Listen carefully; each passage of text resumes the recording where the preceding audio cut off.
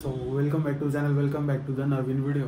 आणि अपना कल वाला जो व्लॉग था गोकुळाष्टमी का वो होने के बाद तो झाल्यानंतर आज मी एका ठिकाणी एक अंडररेटेड आणि मला पण नव्हती माहिती अशा जागी चाललोय। ऐसी जगह पे आपण जा रहे तो ती जागा PCMCतली वन ऑफ द म्हणजे अंडररेटेड असलेली प्लेस आहे।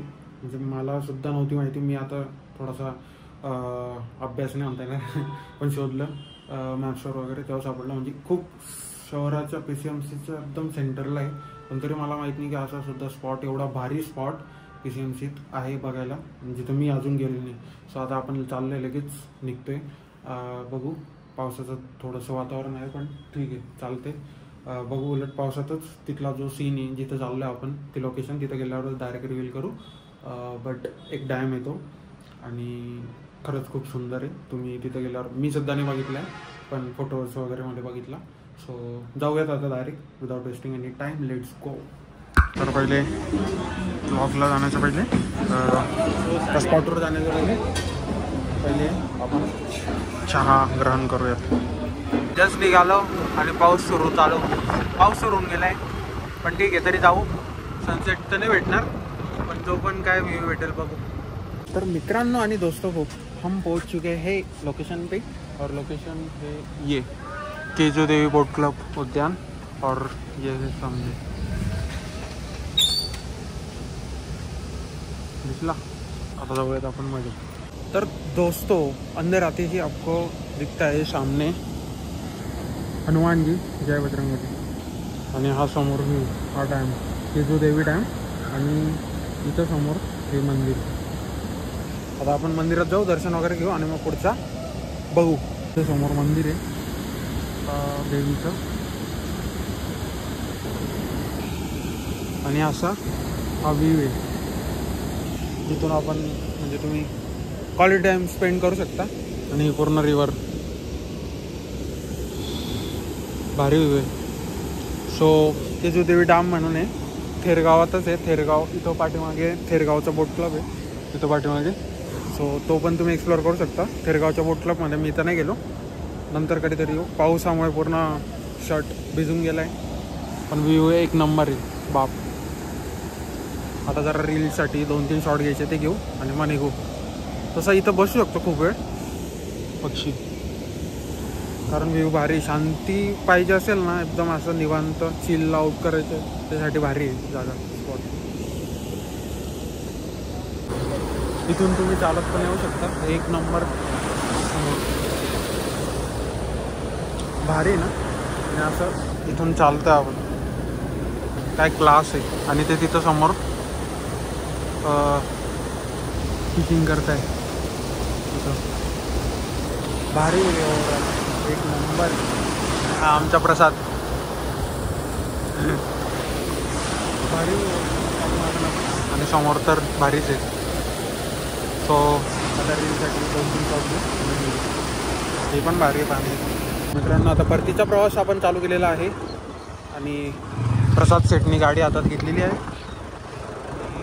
पाऊस अजूनही चालू आहे म्हणून एवढा जास्त एन्जॉय करता नाही आला। एन्जॉय करण्यापेक्षा ती सायलेंट प्लेस आहे एकदम। जर तुम्हाला चिल आउट करायचं असेल तर खरंच इट्स बेटर प्लेस कि ऑफिस से तुम आ रहे हो और ऐसा चिल आउट के लिए तुम प्लेस देख रहे हो, तो ये जैसा रस्ता आहे, रस्ता पण बऱ्यापैकी असं सीनिक आहे।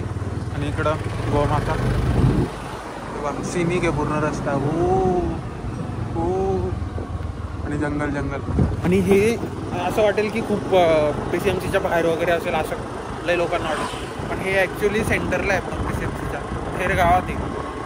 थेरगावात लोकांना वाटेल की पूर्ण कंजेस्टेड एरिया, खूप लोक राहतात किंवा रेसिडेन्शियल एरिया मोस्टली आहे, पण असं नाही। तिथं पण डॅम वगैरे आणि मंदिर आहे। इथून मग रेसिडेन्शियल एरिया चालू होतो, सगळीकडे घर असं आहे। तिकडं मग तो स्पॉट आहे, म्हणजे लोकवस्तीतच असणारा हा स्पॉट आहे। तुम्ही घर डायरेक्ट लिटरली बघू शकताय बा। हा इथून डायरेक्ट रेसिडेन्शियल एरिया चालू आहे। आता आपण पहिले मारू चहा आणि मग चहाच्या स्पॉटवर थांबल्यावर भेटू, बाय। ट्रॅफिक बघू शकताय आणि आपल्यासमोर मर्सिडीज। आता आपल्याला जायचे समोर माईवाड्यावाले,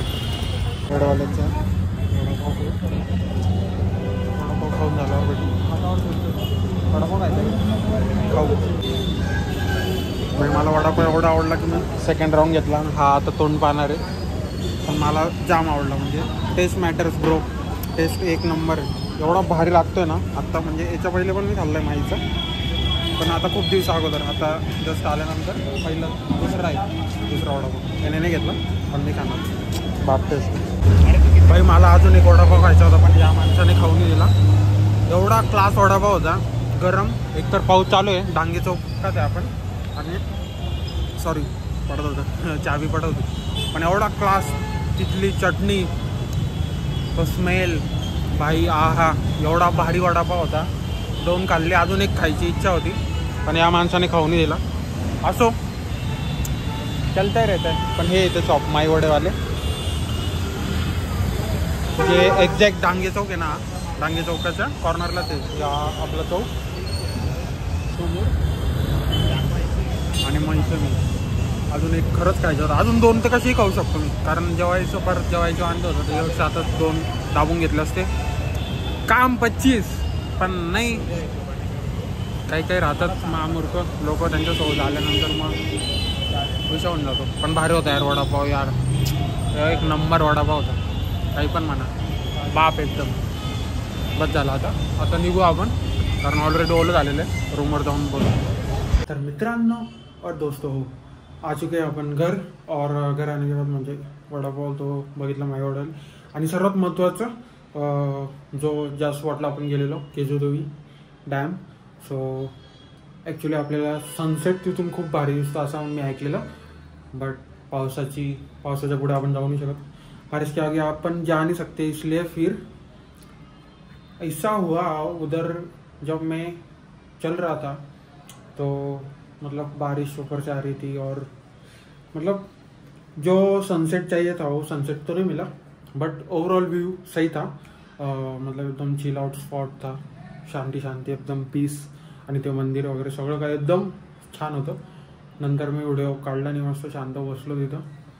सो ओव्हरऑल भारी होता तो. आणि मला माहितीच नव्हतं की हा पण स्पॉट आहे. थेरगाव बोट क्लब माहिती होता ॲक्च्युली, मी गेलो आहे आय थिंक तिथं आधी, पण तेव्हा मला आठवत नाही आता एवढं एक्झॅक्ट की काय त्याच्या बाजूला हे होतं. किंवा मग केजूदेवी हे नाव असं जास्त लोकांना माहितीच नाही. केजूदेवी जास्त लोकांना हेच माहिती की थेरगाव बोट क्लब, आणि त्याच्या बाजूला हे केजूदेवी डॅम आहे. डॅम इन द सेन्स तो छोटासा असं पवना रिव्हर जी आहे ना आपली, पवना कॅम्पिंगला होतो तीच रिव्हर आपली इकडे येते. सो यस, असा होता हा पूर्ण ब्लॉग म्हणण्यापेक्षा तो स्पॉट असंच रँडम मला सापडलेला. आणि टाईम होता, म्हटलं जाऊ सनसेट व्हायला, पण पावसाने वाट लावली. बट ठीक आहे, असू द्या. तरी पण भारी होता व्ह्यू वगैरे सगळं एक नंबर होतं. त्यानंतरचा तो वडापाव माई वडेवाल्याचा यार भारी होता वडापाव. अजून 2 खायचे होते, बट ठीक आहे चालते, पुढच्या वेळेस खाऊ. आणि अजून आहेत 1-2 स्पॉट वडापावचे, ते पुढच्या व्लॉगमध्ये कव्हर करू आपण.